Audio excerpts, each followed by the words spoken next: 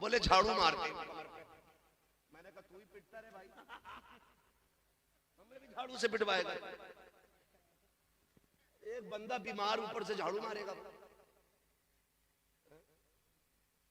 इतने अंधभक्त सुना है ना, अंधभक्त ऐसे ही होते, झाड़ू लगवा के जा रहा, जूते खाने जा रहा, चप्पल खाने जा रहा। एक बोले को बाबा गाली वक्त देते तो ठीक हो जाए, ला हौल वला कुव्वत इल्ला बिल्लाह। बंदा गाली से ठीक हो रहा है। अकीदे देखो हमारे, बरकत नहीं हो रही। वो हमें ना घोड़े की पूंछ का बाल दिया था, उन्होंने कुठिया में रखा। इतना कमजोर ईमान है हमारा, घोड़े की पूंछ पे भरोसा हमें। हाँ, उसका बाल कुटिया में लाके रख लिया। सुन प्यारे, अगर घर में बरकत नहीं है, इलाज एक मैं बता के जा रहा हूँ, वजीफा लेके चला जा। तेरे घर में फाके हो रहे हैं, फसलें मारी जा रही हैं, खेती में बरकत नहीं है, नुकसान होता जा रहा है। ना जा घोड़े वाले के पास, मतलब उसकी पूंछ का बाल, ना जा लोटे वाले के पास, मतलब किसी से झाड़ू, सीधे मदरसे आ जा, कारी इरफान के पास आ, कारी नासिर के पास आ, आके इनसे कह दे एक तालिब इल्म मेरे घर भेज दिया जाए। का किस लिए? का मैं अपने दस्तरखान पे उसे खाना खिलाना चाहता हूँ, उसको बुला के ला और उसकी प्लेट अलग न करना, उससे कहना प्यारे इस बड़े बर्तन में खाना खा और उंगली ना बचाना, अपनी उंगलियां सालन में डाल दे। खुदा की कसम सिर्फ हाथ खाने में नहीं आएगा, उसके हाथ के साथ खुदा की रहमतें तेरे दस्तरखान पे उतार दी जाए। तुक उठाने की जरूरत नहीं, खुदा ने तुझे 4 बेटे जवान दिए हैं, अब तू बैठ के खाएगा, तेरे बेटे चल के खिलाएंगे। अपने बाप के साथ ये सुलूक किया करो। खुदा की कसम खा के कहता हूँ लोगों, हो सकता है 70 वलियों की खुदा दुआ टाल दे, लेकिन कभी माँ बाप की दुआ नहीं टाली जाती है, कभी माँ बाप की दुआ नहीं टाली जाती है। लोग कहते हैं बाप का लहजा बड़ा सख्त होता है, तो सुने प्यारे, सूरज देखा है, देखा है सूरज? जो आगे बैठे हैं वो बोले, देखा है ना सूरज? सूरज की फितरत होती है गर्म होना, ठीक है जी। चांदनी कैसी होती है? माशाल्लाह, हमारे बुजुर्ग बैठे हैं, अल्लाह इनकी उम्र में बरकत अता फरमाए, ये कह रहे हैं बहुत नर्म होती है। यानी चांदनी की फितरत है ठंडा होना, और सूरज की फितरत है, सूरज की फितरत है, जोर से, सूरज की फितरत है गर्म होना। माँ चांदनी की तरह होती है, बाप सूरज की तरह होता है। बाप सूरज की तरह होता है, गर्म होता है, लेकिन अगर सूरज ना निकले तो रात होती है। मैं कुछ समझाना चाहता हूं, अगर सूरज ना निकले तो रात होती है, मगर होता क्या है? गर्म। समझ लीजिए, अगर बाप ना होना तो जिंदगी में अंधेरा हो जाता है, मगर मिजाज का गर्म होता है, मिजाज का गर्म होता है। खुदारा अपने बाप की सख्ती से नाराज मत होना, इसके गुस्से से कभी नाराज मत होना। ये तो गुस्सा भी इसलिए करता है ताकि अगर मैं धूप में रहा हूं तो मेरा बेटा छाए में रहे। वो पूछा था ना किसी ने कि माँ गोद में उठाती है, बाप कंधे पे बैठाता है। माँ जब उठाती है तो गोद तक क्यों रखती है, बाप जब उठाता है तो कंधे तक क्यों लाता है? तो किसी ने कहा था माँ गोद में उठाती है तो ये सोचती है जहां तक मैं देख रही हूं वहां तक मेरा बेटा देखे, और बाप कंधे पे इसलिए बैठाता है कि जहां तक मैं देख रहा हूं बेटा उससे भी आगे तक का देखे। सुभान अल्लाह, सुभान अल्लाह। इसलिए बाप कंधे पे बैठाया करता है। बहुत गहरा रिश्ता है माँ बाप का। दावे के साथ कहता हूं, इमाम हो, मुहक्किक हो, मुदर्रिस हो, विधायक हो, चेयरमैन हो, माँ माँ होती है, माँ माँ होती है, बाप बाप होता है। खुदा की कसम अगर बाप चला जाए ना तो कोई संभालने वाला नहीं होता, कोई संभालने वाला नहीं होता। बाप क्या होता है, जाओ पूछो कभी उस बच्चे से जिसने 10 साल में जाके मिस्त्री की दुकान पे मजदूरी शुरू कर दी हो। जाओ कभी होटलों में देखो, तुम्हें 8 साल के बच्चे प्लेटें उठाते मिलेंगे, उनसे पूछना यहाँ कौन सी चीज लेके आ गई, क्या तुम पढ़ना नहीं चाहते? तो वो 8 साल के बच्चे कहेंगे मन तो हमारा भी था, हम भी बस्ते लेके स्कूल जाते, चाहते तो हम भी थे हमारी जेब में कलम होता, लेकिन जब माँ बाप का जनाजा उठा माँ ने कहा बेटे बस्ते फेंक दो, अगर अब भी बस्ते न डाले तो माँ की इलाज के लिए पैसे कहाँ से लाओगे?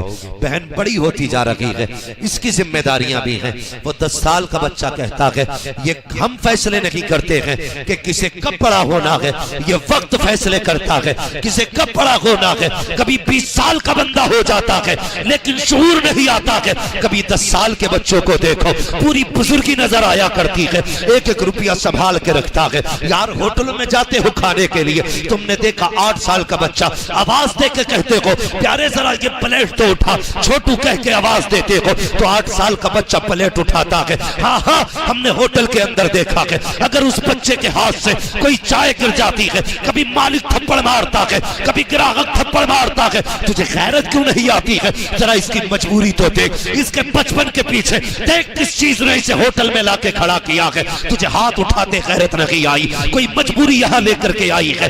2 चीजें इसको रुलाती है, एक तो तेरी मार का दर्द रुलाया करता है, एक बाप के न होने का दर्द रुलाया करता है। अगर तुझे नजर आ जाए कोई 8 साल का बच्चा किसी होटल में मजदूरी कर रहा है, कभी प्यार से सर पे हाथ फेर, उससे भी पूछ यार तूने खाया है कि नहीं खाया है? तू सुबह से प्यालियां उठा रहा है, तू 40 रुपए पे पूरा दिन प्लेटें धोता है, पता तूने कुछ खाया कि नहीं? अगर उसकी आंख में आंसू आ जाए बेटा कह के अपने सामने बैठा ले, अपने साथ वाली प्याली में अपने हाथ के लुकमे खिला दे। जब वो जाने लगे अपनी जेब से 500 रुपए का नोट निकाल उस बच्चे की जेब में डाल दे। जब ये लेके पलट के माँ के पास जाएगा, माँ को जा करके 40 रुपए की बजाय 540 देगा तो माँ कहेगी बेटे तेरी मजदूरी तो 40 रुपए थी, ये 500 कहां से लाया है? वो बच्चा रो के कहेगा अब्बा बाप को इंतकाल किए हुए तो 5 साल बीत गए हैं, आज तक बाप को तो नहीं देखा, लेकिन बाप जैसे को देखा था, होटल में आया था, उसने बेटा कहकर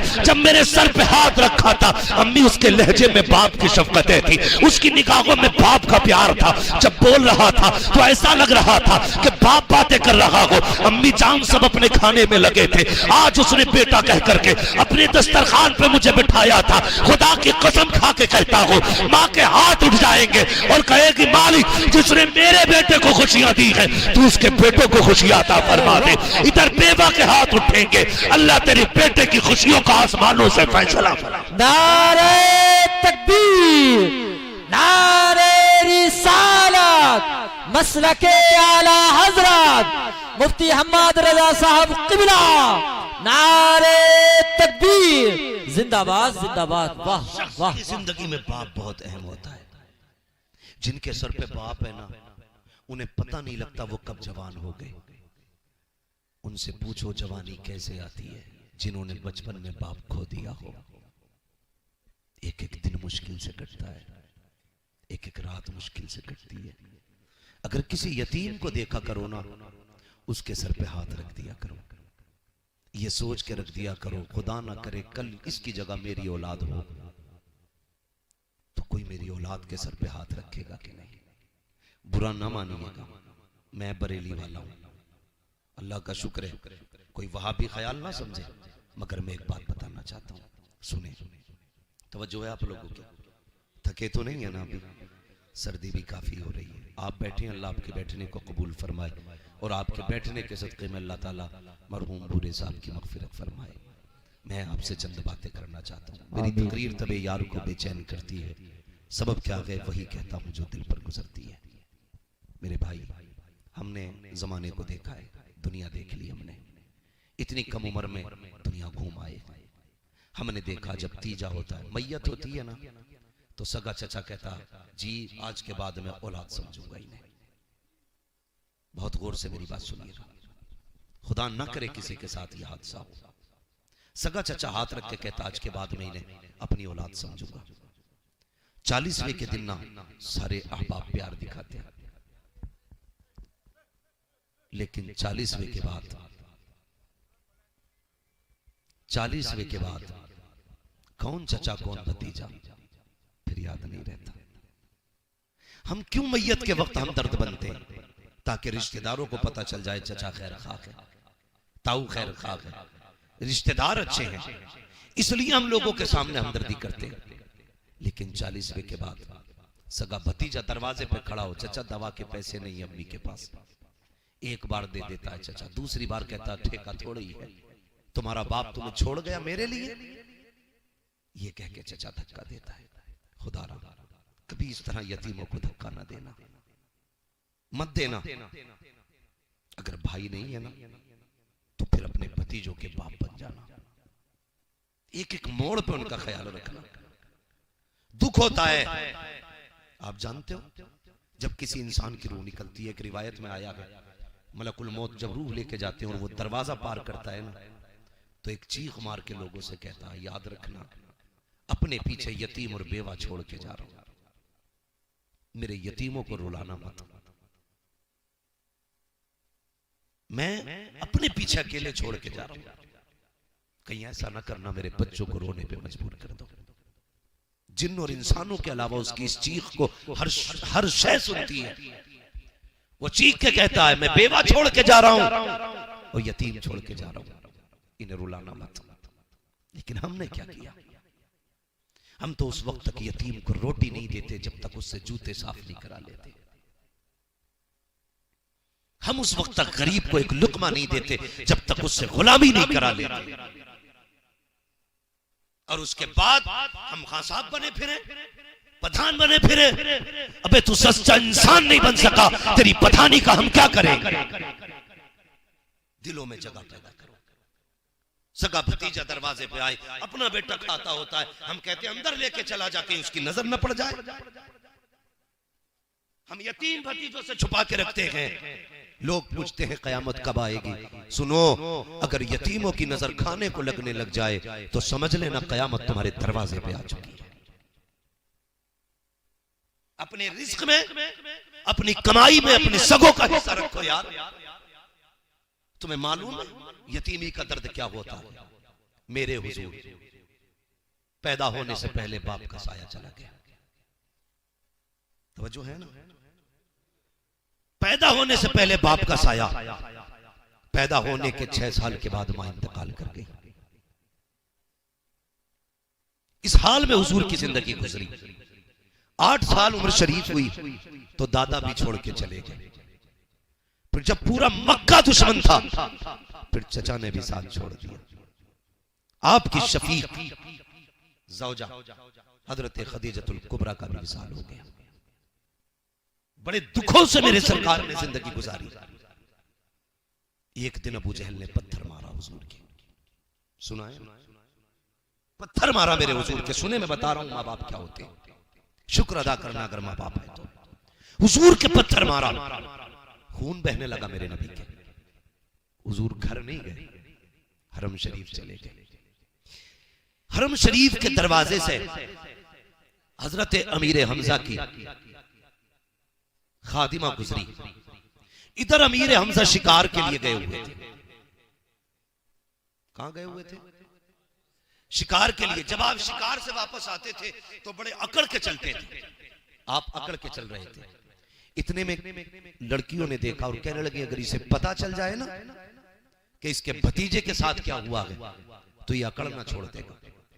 अभी ईमान नहीं लाए थे हुजूर के चचा, अभी ईमान नहीं लाए। जल्दी से घर आए। खादिमा ने दस्तरखान बिछाते हुए कहा, आंख में आंसू थे, कल लगता है खानदान कुरैश की तलवारों को जंग लग गया है। इतना सुना, कहा हुआ क्या है? कहा तुम्हें नहीं पता, तुम्हारे भतीजे मोहम्मद को माज़अल्लाह आज अबू जहल ने पत्थर मारा है। इतना सुना, दस्तरखान छोड़ा, तलवार उठाई और दौड़ लगाई। लोगों से पूछा अबू जहल कहाँ मिलेगा? किसी ने बताया अपने यारों के साथ कह लगा रहा है। वहां पहुंचे जहां बैठा हुआ था और गिरबान पकड़ के उठाया। उठाने के बाद कहा, खबरदार तूने क्या समझा था? मेरे भतीजे को लावारिस समझा? ये कह के आपने तलवार के दस्ते से चोट मारी, उसका सर फटा, खून बहने लगा। फिर आपने कहा, लोगों मेरा भतीजा कहाँ है? कहा जाओ, हमने उसे हरम शरीफ में रोते हुए देखा है। अब जरा सुनना, जब हरम शरीफ में आपके चचा आए हैं, सरकार दो आलम हालत सजदा में है, रो के अपने रब से फरियाद कर रहे हैं। चचा ने आके कहा था, भतीजे जरा सर तो उठाओ। मैं आ गया हूँ। मेरे नबी ने सर नहीं उठाया। फिर चचा ने कहा, कहा सर उठाइए मैं आ गया हूँ, फिर से नहीं उठाया। तीसरी मर्तबा चचा ने कंधे पे हाथ रख के महबूब के जब उठाया है तो क्या देखते हैं, जहां सरकार ने सजदा किया है वो जमीन आंसुओं से तर हो चुकी है। सरकार ने उठा के कहा था भतीजे अब तो राजी हो जा, मैं तेरा बदला लेकर के आया हूँ। ये कह के बाजू बढ़ाए थे, सरकार ने अपने चचा के बाजू हटाए और कहा था आज मेरा कोई नहीं है, और रो के तारीख साज जुमले कहे थे। आका ने फरमाया था चचा अगर आज मेरा बाप होता तो किसी में हिम्मत नहीं थी जब मेरी तरफ आंख उठा के देख लेता। आज अगर मेरी माँ मीना होती तो यहाँ हरम में बैठ करके तनखा लावारिसों की तरह न रोता, मैं भी माँ की गोद में सर रख के रो देता। पता चला बाप होता है तो किसी में हिम्मत नहीं होती आंख उठा ले, माँ होती है तो रोने के लिए आंचल हुआ करता है, अगर ये नहीं होते हैं तो रोने के लिए गोद नहीं मिलती है, सहारे देने के लिए कंधे नहीं मिलते हैं। हजरत पैगंबर इस्लाम ने जैसी तना कहा है, चचा ने बाजू फैला के सरकार को सीने से लगाया, कब तो राजी हो जा मैं तेरा बदला लेके आया हूँ। तब महबूब ने कहा था चाचा मैं बदले से राजी नहीं होता, अगर खुशी देना चाहते हो तो फिर वो कलमा पढ़ो जो खुदा ने मुझे दे के भेजा। ये बाप होता है, माँ बाप के बगैर जिंदगी मुश्किल होती है, बहुत मुश्किल होती है। इज्जत किया करो माँ बाप की, कदर किया करो माँ बाप की। माँ बाप सबसे ज्यादा प्यार अपनी औलाद से, सबसे ज्यादा प्यार अपनी औलाद से करते हैं। आपको मैं क्या बताऊं, मुझसे बड़ी बड़ी उम्र के लोग बैठे हुए हैं, जिंदगी सबके सामने, सबके सामने। खुदा की कसम माँ बाप के प्यार को कोई क्या तोलेगा, कोई नहीं तोल सकता। जब औलाद हो जाती है ना तो बाप नए कपड़े पहनना भूल जाता है, बेटी आ जाती है तो बाप घी खाना छोड़ देता है, दूध पीना छोड़ देता है। बीवी कहती है सरताज पीते क्यों नहीं दूध, कमजोर हो जाओगे। बेटी का मत्था चूम के बाप कहता है अरे क्या जरूरत है दूध घी की, जिस दिन इसे इज्जत से रुखसत कर लूंगा उस दिन मैं दुनिया का सबसे बड़ा पहलवान कहलाऊंगा। ये बाप होता है यार। और माँ खुदा की कसम कुर्बान जाओ, माँ कुर्बान जाओ, तुम हजार ऐब करो, माँ की नजर में कोई ऐब नहीं होता, कोई ऐब नहीं होता। माँ कितनी सादी होती है यार, तुम माँ से कितनी आसानी से झूठ बोल जाते हो और माँ यकीन कर लेती है। सोचा तुमने, कभी ख्याल किया माँ क्या होती है? सबसे ज्यादा औलाद से माँ प्यार करती है। आओ तारीख का एक बाब और पलट पलट, अभी वक्त है ना आपके पास, जरा कह दें या रसूल अल्लाह, मैं आपको बता दूं माँ क्या होती है। अल्लाह आपको सलामत रखे। कायनात में बड़े नसीबों वाली खातून सैयदा तय्यबा ताहिरा आबिदा जाहिदा तकिया नकिया जकिया हजरत सैयदा फातिमा ज़हरा रज़ियल्लाहु ताला अन्हा। कितने नसीबों वाली, जिनका बाप नबियों का इमाम है। आपको इस बात पे सुभान अल्लाह कहना चाहिए था। हाँ, बड़े सीधे लोग हैं, मैं आपकी सादगी पे कुर्बान जाऊंगा। मैं इसको भी आपका प्यार कहूंगा कि आप इस प्यार से सुन रहे हैं कि आप सुभान अल्लाह कहना भूल गए। सैयदा फातिमा वो है जिनका बाप नबियों का इमाम है, जिनका शोहर वलियों का इमाम है, जिनके बेटे शहीदों के इमाम हैं, और जो खुद जन्नती औरतों की सरदार है। इतनी बाज़मत शख्सियत खातून जन्नत सैयदा फातिमा ज़हरा है, जिनके बेटों को शहीद आजम कहा जाता है। वो खातून जन्नत सैयदा तय्यबा ताहिरा एक दिन घर में बैठी है। सुने मेरी माँ बहनें भी बहुत गौर से सुनना, अंदाज़े में मेरा बहुत शौक नहीं है, शायद कि उतर जाए तेरे दिल में मेरी बात, बहुत गौर से सुनिएगा। जब आपकी जिंदगी के आखिरी लम्हात आए ना, हजरत अली रजी अल्लाह ताला घर में तशरीफ लाए, देखा खातून जन्नत सैयदा फातिमा ज़हरा अपने हाथ से झाड़ू लगा रही है, सारे कपड़े धो दिए। उसके बाद कहने लगी अली मैंने तुम्हारे सारे कपड़े धो दिए, जो तुम्हारे सर पे अमामा है ना ये भी दे दो, धुल देती है। हजरत अली मुस्कुरा के कहने लगे लगता है फातिमा आज तबीयत ठीक है, आज खुद काम कर रही हो। कहने लगी अली वक्त कम है, ज्यादा बात करने का वक्त नहीं है, जल्दी से अमामा दें। हजरत अली ने अपना मामा उतार के दिया, खातून जन्नत उसको धुलने में लग गई। आप आए, कहने लगे कनीज से, क्या बात, आज फातिमा की तबीयत ठीक है? उसने रो के कहा, जब से सुबह हुई है ना, फातिमा मुझे कोई काम नहीं करने दे रही है, फातिमा मुझे कोई काम नहीं करने दे रही है। आप आए, कहने लगे फातिमा खैर तो है? कहने लगे अली वक्त कम है। जब आपने बेटे को नहलाया और कपड़े पहनाने लगी तो रोने लग गई।